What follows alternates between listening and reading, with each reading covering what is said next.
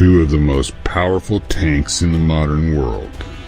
One is America's unstoppable giant, the M1 Abrams. The other is Russia's agile warrior, the T-90. Let's explore how AI is changing the video production landscape. In this video, we'll dive deep into their origins, design, armor, weapons, engines, combat history, cost, and head-to-head comparison. By the end, you'll see which tank truly dominates the battlefield. The M1 Abrams entered U.S. service in 1980. It was built to replace the M60 Patton and face Soviet armor during the Cold War. The Abrams was designed with maximum survivability in mind. Heavy armor, advanced targeting, and devastating firepower. On the other side, the Russian T-90 entered service in the early 1990s. It was born from the T-72 platform but upgraded with new armor, better firepower, and modern electronics.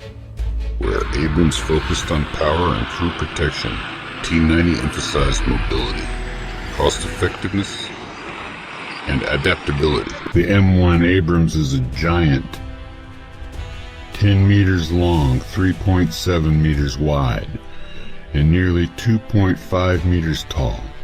Its weight ranges from 68 to 73 tons depending on the version.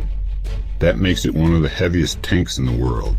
The T-90 by comparison is much smaller, around 9.5 meters long, 3.5 meters wide, and 2.2 meters tall.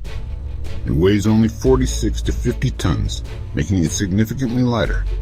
In sheer size, Abrams is the heavyweight boxer, while T-90 is the compact fighter. The Abrams is famous for its Showdown composite armor, later upgraded with depleted uranium mesh. This armor is incredibly resistant to kinetic penetrators and chemical energy rounds. In Iraq, Abrams tanks survived direct hits from enemy T-72s with minimal damage. The T-90, on the other hand, uses contact 5 and relict explosive reactive armor, designed to neutralize enemy shells before they penetrate. It also has the Shtora active protection system, which can confuse laser-guided missiles. Abrams relies on brute strength. T-90 uses layers of reactive defense. The Abrams uses a 120 mm 256 smoothbore cannon, capable of firing advanced depleted uranium rounds with incredible accuracy at over 3,000 meters.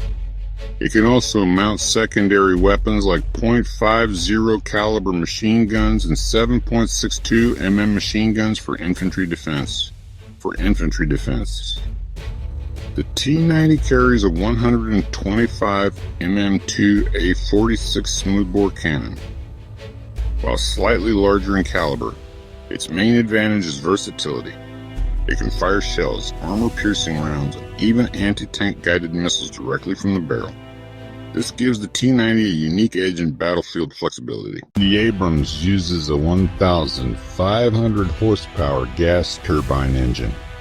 It provides smooth acceleration and high speed, up to 67 kilometers per h on roads.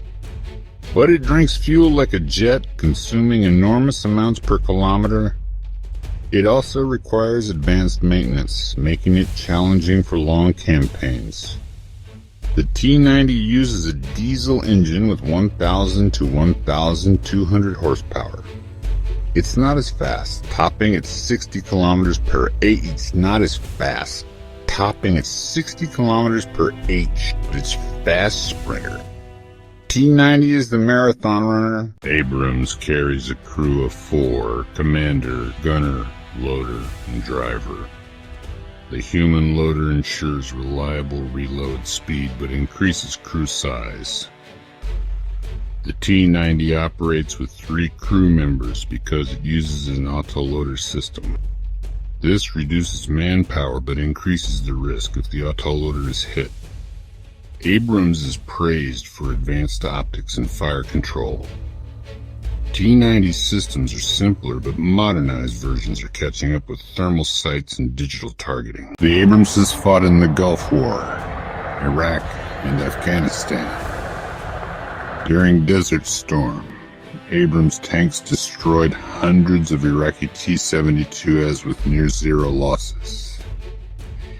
In Iraq, Abrams faced new threats like IEDs, which caused damage but rarely destroyed the tank outright. The T-90 has been used in Chechnya, Georgia, Syria, and Ukraine. In Syria, it faced U.S.-supplied anti-tank missiles, and in Ukraine, it has fought modern Western weapons like javelins. Both tanks have proven deadly, but Abrams has the longer and more dominant record. Each M1 Abrams costs around $9 million. The U.S. operates over 8,000 units, though not all are active. The T-90 costs between $3 million and $4 million, making it far cheaper to produce.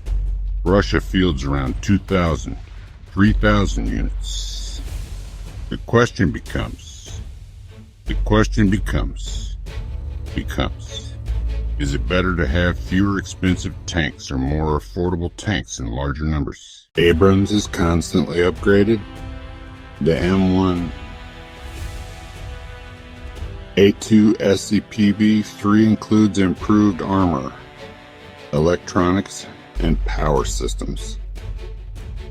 Future versions may integrate active protection like Israel's trophy system. The T-90M Proryev is Russia's latest upgrade, with better armor, modern fire control, and improved survivability against drones and missiles. Both tanks are evolving to meet new threats. If an Abrams and T-90 clash directly, Abrams would likely dominate at long range due to superior optics and armor.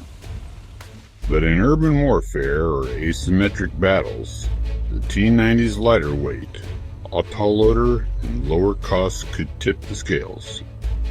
In the future, both tanks may face replacement by next-generation designs like the US NGCV or Russia's T-14 Armata. Still, Abrams and T-90 remain iconic symbols of modern military power. The Abrams is the heavyweight champion. Massive, powerful, and nearly indestructible. The T-90 is the agile warrior, lighter, cheaper, and more versatile. Which do you think would win in a real battle? The American Abrams or the Russian T-90? Comment your choice below, and subscribe for more epic military comparisons.